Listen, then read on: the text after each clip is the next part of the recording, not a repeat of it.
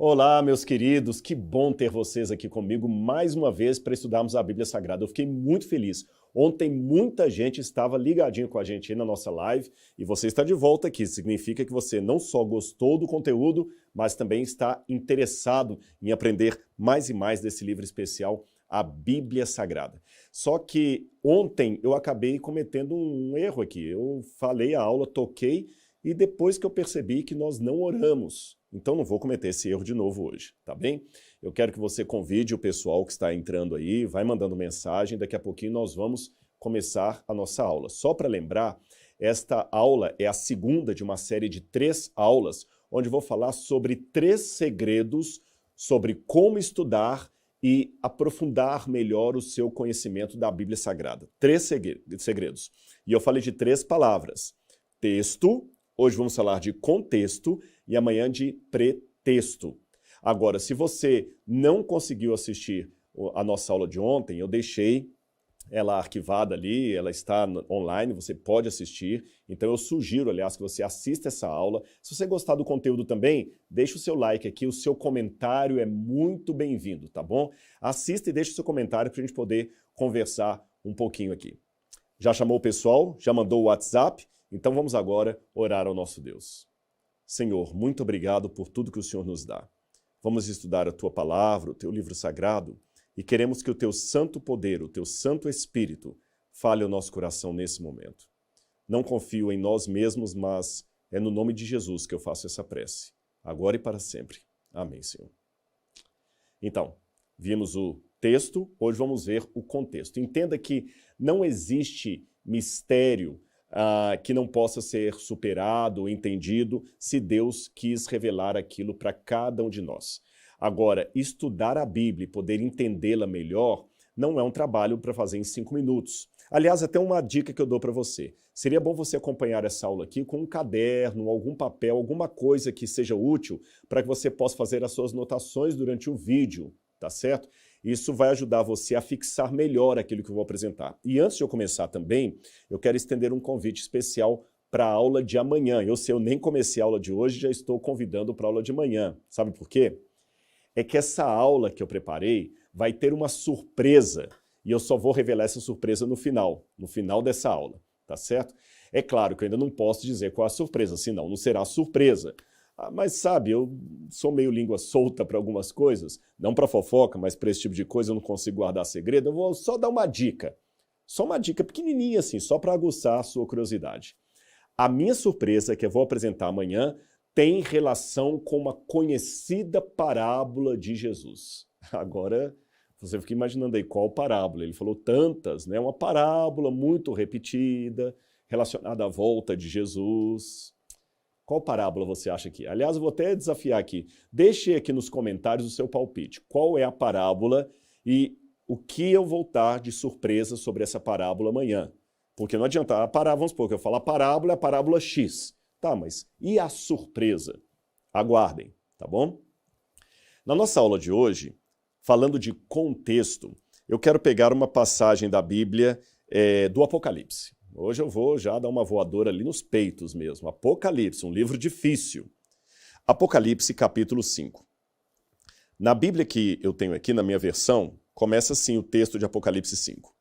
Vi na mão direita daquele que estava sentado no trono um livro em forma de rolo, escrito por dentro e por fora, selado com 7 selos.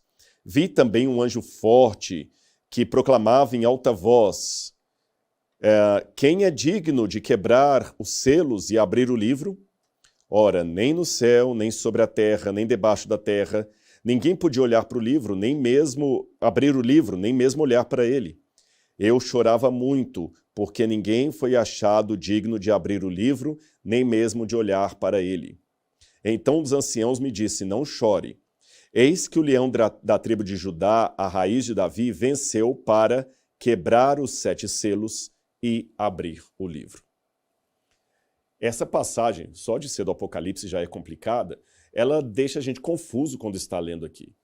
Eu, quando li isso a primeira vez, logo que eu comecei a minha jornada dentro da Bíblia Sagrada, quando falava assim, eu vi um livro no céu, escrito por dentro e por fora.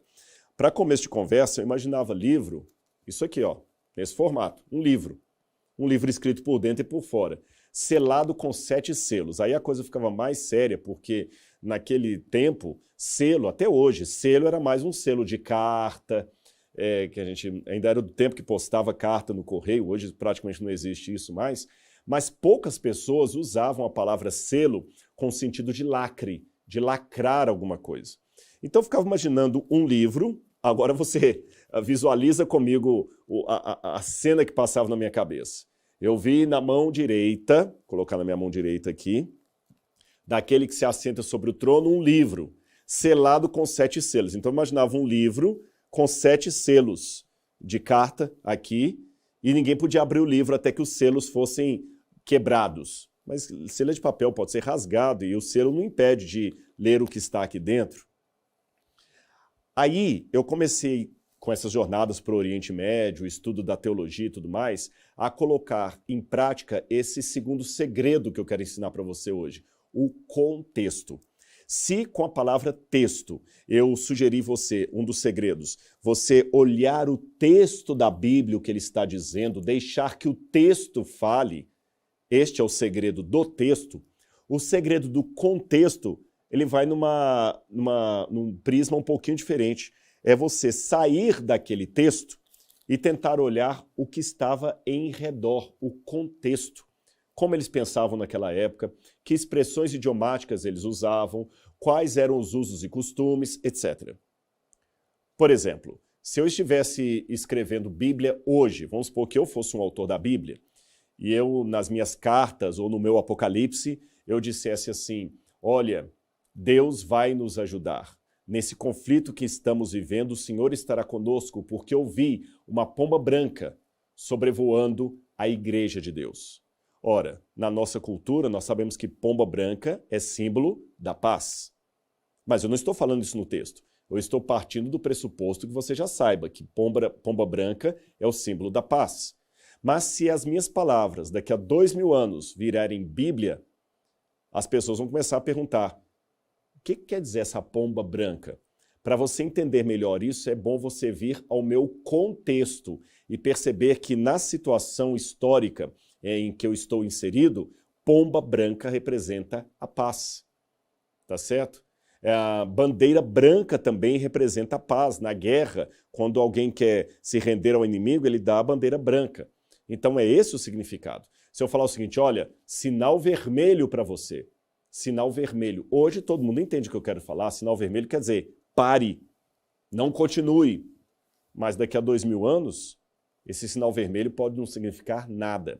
Então o que eu vou fazer agora é esse exercício de voltar ao tempo do Apocalipse e tentar entender o que seria esse livro selado com 7 selos. Aliás, a coisa fica ainda mais complicada porque a Bíblia fala que João, quando percebeu que o livro estava selado e que ninguém podia abri-lo, muito menos olhar para aquele livro, João começou a chorar, chorar, chorar.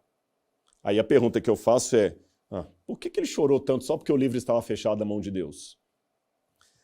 Para começo de conversa, o livro na época que João escreveu esse texto não era esse formato aqui, tá bom? Esse formato aqui, que é um caderno, que você tem... Até a minha Bíblia está rasgada aqui, eu vou confessar para vocês que eu preciso de uma Bíblia nova. Olha a situação, ó. Isso aqui é Bíblia usada demais, viu? Eu vou comprar uma nova para mim. Mas a Bíblia em forma de caderno ou qualquer outro livro é o modo como nós entendemos o livro. Aqui, aliás, já é um estilo que também está passando, porque hoje fala-se muito em e-book. Hoje o livro agora é só um tablet, onde você vai passando as páginas ali. Mas no tempo de João, o livro ainda não tinha bem esse formato. Pouquíssimos livros tinham esse formato que eles chamam de codex, em grego, ou codice, em latim. Caderno, tá bom? Que as páginas são costuradas com um dorso assim. Os livros eram em rolos. Por isso que as Bíblias antigas falavam assim, e vi na mão direita daquele que está sentado sobre o trono um livro. Mas nas Bíblias mais modernas, como essa que eu li para vocês, que é a Nova Almeida Atualizada, ela trouxe, vi um livro em forma de rolo. Percebeu? A outra coisa que me chama a atenção é que o livro estava selado. E o que era um selo? Um selo para eles não era selo de carta. O selo era quase que um RG da pessoa, uma identidade dela. Era muito importante o selo naquela época.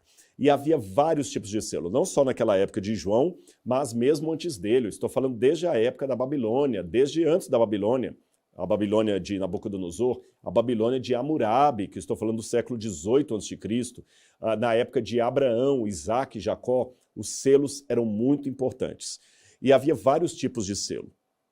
Eu tenho aqui, por exemplo, esse carimbo aqui, para vocês pode parecer apenas um pedaço de argila, mas aqui tem algumas inscrições quase apagadinhas aqui em escrita hieroglífica. Esse é um selo original, esse aqui é real, esse aqui não é réplica, egípcio, tá bom? Eu vou mostrar nessa câmera aqui, eu acho que vai ficar mais fácil para você, que ela está mais fechada aqui. Ele vai dar um close. Estão vendo aqui na base do selo alguns desenhos?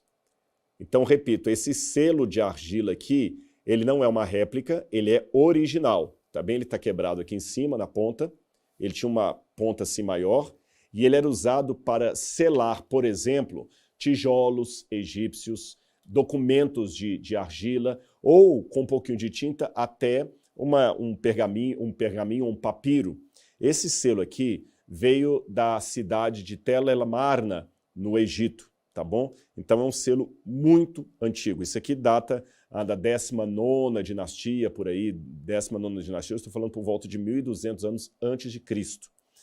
Além desse selo, eu tenho agora uma réplica, esse outro selo cilíndrico aqui, sumeriano. O selo cilíndrico sumeriano, ele tinha esse formato cilíndrico porque você colocava o selo numa tabuinha de argila e você rolava aquele selo, deixando impressa ali na tábua de argila o desenho que você queria imprimir. Esse tipo de selo aqui era muito usado pelos sumérios e eu vou contar um segredinho para vocês desse aqui em especial. Você lembra da novela Gênesis, que passou na Rede Record? Naquela época eu estava assessorando as novelas da Record e eu orientava cada elemento que eles tinham que fazer, cada objeto, cada carruagem, como eram os palácios e tudo mais. E num determinado momento, a autora da novela queria que Jacó desse para o seu filho, Judá, um presente. E a gente bolou que presente ele poderia dar. Tinha que ser um presente que ele fosse mandar fazer fora, buscar longe. Então eu falei, por que ele não dá para o filho de presente um selo sumeriano? Então, um dos artistas plásticos da Record TV e da Casa Blanca fez esse selo aqui, e depois que a novela foi ao ar, eles usaram esse selo na novela, ele me deu de presente e eu uso aqui no NASP, tá bom? Você pode colocar aqui no pescoço, como o ator usava na novela. E esse selo, na época da Mesopotâmia, da Suméria, ele era tão importante que as pessoas mais elevadas da cidade sempre usavam um selo ao pescoço ou aqui na roupa. Tanto que o escritor Heródoto dizia que você conseguia reconhecer um cidadão babilônico de alto padrão, um cidadão rico da Babilônia, porque ele teria uma capa muito bem ornamentada, um cajado e um selo como este. Percebeu a importância? Aliás, não precisa ir longe, não. Quando eu vou ao livro do Gênesis, aqui, já que eu falei do Judá, Gênesis, capítulo 38, fala da história de Tamar e Judá. E quando a Tamar, que se disfarçou de prostituta, pediu para Judá uma comprovação de que ele voltaria no dia seguinte para dar o que ela havia pedido, ela pediu o seguinte, vou ler o verso 18. Ele respondeu, que garantia posso deixar com você? Ela disse, o seu selo, o seu cordão e o cajado que está na sua mão. O selo e o cordão, vocês entendem, né? Porque aqui você tem o selo. O cordão, às vezes, é porque eles colocavam o selo no pescoço, outras vezes, o selo era colocado aqui, numa espécie de alfinete, aqui, e havia um cordãozinho aqui ainda que colocava junto com o selo. E foi isso que ele deixou com ela. Uma outra maneira também de você compreender o selo é a partir da impressão de selo que ele deixa. A gente chama isso em arqueologia de bula. Eu vou mostrar para você. Eu tenho aqui 2 selos. Vocês estão vendo? Ó, um selo de cima e um selo embaixo. Esses selos geralmente eram feitos de pedaço de argila. A pessoa pegava a argila ainda molezinha, colava aqui no papiro e com um anel, podia ser um carimbo, ele vinha e apertava a argila, deixando na argila a impressão do seu selo. Essa argila aqui a gente chama de bula, ou bule no plural, ou impressão de selo. Então você tem o selo, que é o carimbo, e a bula, ou a impressão de selo, a marca do carimbo num pedaço de argila. Isso aqui está até bem colante, tá vendo? Ó? E isso aqui era muito importante para selar documentos. Aqui eu tenho na mão um pedaço de papiro que eu trouxe lá do Egito. Isso aqui é um papiro. Se fosse uma carta ou um livro, lembra que os livros não tinham esse formato e sim esse. Eu selava aquela carta com um pedaço de argila e a própria pessoa que era de minha confiança para produzir aquele documento levaria aquela carta até o destinatário. Chegando ao destinatário, ele viria que era para ele, aí ele poderia quebrar o selo, porque para abrir, para ler esse conteúdo aqui, você tem que quebrar o selo. Note que o selo está entre as pontas aqui. Então não tem jeito de eu abrir o que está aqui dentro, senão rompendo o selo, quebrando o selo. Assim você teria a garantia de que a sua carta não foi lida por ninguém ao longo do caminho, que a sua correspondência não foi adulterada, porque o selo estava intacto. Agora vamos continuar um pouco mais essa explanação, esse contexto para você entender melhor o Apocalipse. Normalmente, as cartas ou livros tinham apenas um selo, mas a arqueologia descobriu um arquivo de papiros em Israel, na região da antiga Samaria, e descobriu também outro arquivo de papiros na ilha de Elefantina, no Egito. E esses dois conjuntos de papiros, tanto de Elefantina quanto da região da Samaria, eram documentos escritos em aramaico que estavam ali arquivados numa espécie de cartório ou arquivo público. E muitos desses documentos eram contratos de casamento, contratos de compra e venda, recibos, carta de alforria, carta de indenização, eram documentos públicos. Agora, o que chamou a atenção dos arqueólogos é que alguns rolos que estavam ali guardados e muito bem preservados tinham 7 bulas dessas. 7, aqui eu tenho 2. Havia 7, vários com 7. E quando abriram esses textos, perceberam que dentro deles, sabe o que estava? Um certificado de propriedade, uma herança a ser dada. Juntando esses achados arqueológicos com algumas citações dos antigos romanos, nós aprendemos o seguinte: quando um testamento era escrito perante um juiz, eles chamavam para a escrita do testamento 7 testemunhas. 7 testemunhas. Então, no testamento eu coloco lá, todos os meus bens pertencem ao João. Eu coloco aquilo no testamento, fecho o papiro, ou o pergaminho, e aqui as 7 testemunhas colocam os seus selos, as suas bulas, e cada uma carimba, como se falasse assim, eu testemunhei sobre a justiça, a forma correta como esse testamento foi escrito. Esses testamentos, normalmente, se precisassem ser consultados para que não quebrasse o lacre, eles escreviam, às vezes, pelo lado de fora o conteúdo do testamento. Escrever pelo lado de fora ajudava em 2 momentos. Em primeiro lugar, para você guardar na prateleira, porque se é um monte de caninho assim, como é que eu vou saber o que é de quem? Então eles escreviam aqui, às vezes colocavam uma pequena tirazinha aqui, para que você, ao guardar, você visse de qual texto se tratava. E havia também o caso deles pegarem o texto, tá bem colando aqui esses... E eles podiam guardar também desse formato aqui, ó. Deixa eu abrir aqui. Eles escreviam, às vezes, o texto, vou pegar com esse papel aqui, fica mais fácil. Eles pegavam o texto e faziam assim, ó. Aqui, em cima, estava todo o conteúdo do testamento. Todo o conteúdo. E aqui, nessa parte de baixo, eles colocavam os selos. Entenderam? Então, deixa eu colocar aqui. Pronto. Vamos ver se ele vai colar. Tantã. Cola, selinho. Pronto. Viu como é que era? Na parte de cima tinha o conteúdo e embaixo o mesmo conteúdo estava repetido aqui e selado. Por que faziam assim? Bom, se eu precisasse consultar o conteúdo daquele testamento, até para ter certeza que o testamento era aquele mesmo, eu poderia ler a parte de cima. Eu podia ler a parte de cima. E eu sabia que aquele testamento estava intacto. Por quê? Porque os 7 selos aqui embaixo não estavam quebrados. E quem poderia romper ou quebrar esses selos para ler o que estava embaixo? Apenas uma pessoa. Sabem quem? O herdeiro. Somente o herdeiro poderia ler, quebrar os selos e abrir finalmente o testamento.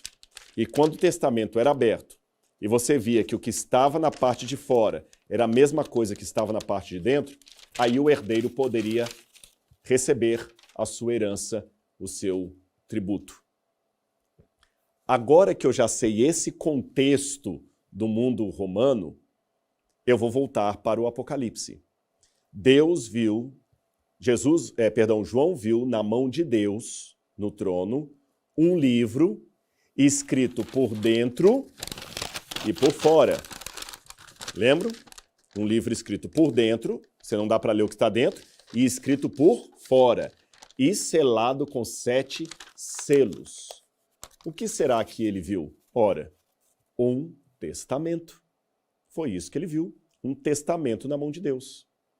O fato de João perceber que ninguém era digno de abrir os selos, nem de olhar para ele, é porque João olhou em redor e não havia ninguém que pudesse ser herdeiro de Deus. Alguém com capacidade, com justiça, com idoneidade para ser herdeiro de Deus. Se ninguém poderia ser herdeiro de Deus, então ninguém poderia abrir os 7 selos. Se ninguém podia abrir os 7 selos, o testamento não seria publicamente lido, logo a herança não será distribuída. E se a herança não for distribuída, os cristãos estão fadados ao fracasso. João começou a chorar muito porque ele se lembrava de uma fala de Jesus, quando Jesus estava com ele na terra, onde Jesus falou assim, bem-aventurados os mansos, porque herdarão a terra. Ele esperava o dia em que haveríamos de herdar a terra. Só que, pelo que ele viu, ninguém iria herdar a terra. Por isso que João chorou copiosamente. Até que um dos presentes falou assim, João, não chore, porque o Cordeiro que está sentado sobre o trono de Deus, ele venceu para abrir os selos. Então, o que está dizendo? Jesus tem condições de ser o herdeiro de Deus. É por isso que Cristo é o único que podia quebrar aqueles selos, porque ele era o herdeiro por legítima causa, por direito. E uma vez que Cristo pode quebrar os selos e a herança vai ser dada, se você olhar em outras passagens da Bíblia, nós somos chamados de co-herdeiros com Cristo. Cristo é o herdeiro do Pai e nós somos os co-herdeiros de Cristo. Você percebeu como o contexto nos ajudou a entender melhor o livro do Apocalipse? Se eu não tivesse prestado atenção nessas coisas que estão ao redor do texto bíblico, eu ia ficar imaginando 1000 coisas a respeito daquele livro selado. Eu podia pensar que era o livro do juízo, que era o livro da vida, um monte de coisas que são até bonitinhas, mas não era exatamente o que o profeta queria transmitir para cada um de nós, fora o perigo de cometer o erro de anacronismo, ficar transferindo para o texto uma ideia errada a partir do momento, como eu achava que selo era selo de carta. Eu espero que você tenha gostado desse contexto que nos ajuda a entender melhor a palavra de Deus. Então, eu já falei ontem sobre texto e hoje sobre contexto. Enfim, quanta coisa boa nós conseguimos aprender hoje, não é mesmo? Agora, pode parecer que essas coisas são assim, sei lá, muita informação para você assimilar tudo de uma vez só. Mas calma, saiba em primeiro lugar que você não está sozinho nessa jornada. Você conta com o Espírito Santo para iluminar você, e é justamente isto que eu quero lembrar a você hoje, que o Espírito Santo está aí para lhe ajudar e nós também para trazer mais ferramentas para você. Ferramentas que podem aprimorar a sua forma de ler o livro sagrado com maior aproveitamento, tá certo? E como eu disse no início desse vídeo, amanhã eu revelarei uma grande surpresa. Olha, gente, confie em mim, eu já aviso que é algo muito especial, palpável. Eu acho que depois dessa dica, eu não posso falar mais nada, certo? Deixa, para por aqui. Só lembrem que é sobre uma parábola de Jesus e tem algo que eu acho que você vai gostar. Mas só amanhã. Gente, eu já falei demais. Antes de nos despedir, eu quero pedir para você amanhã avisar para todo mundo que nós teremos a nossa terceira aula e haverá uma surpresa no final, só para aqueles que estiverem preparados e dispostos e ficarem até o final da nossa aula, tá certo? Dito isto, muito obrigado pela atenção, pelo compromisso, pelo companheirismo. Deixa aqui o seu comentário. Se gostar dessa nossa live aqui, deixa o seu like. E amanhã a gente estará de volta aqui para o nosso terceiro segredo sobre como compreender, estudar e entender melhor a palavra de Deus. Um forte abraço.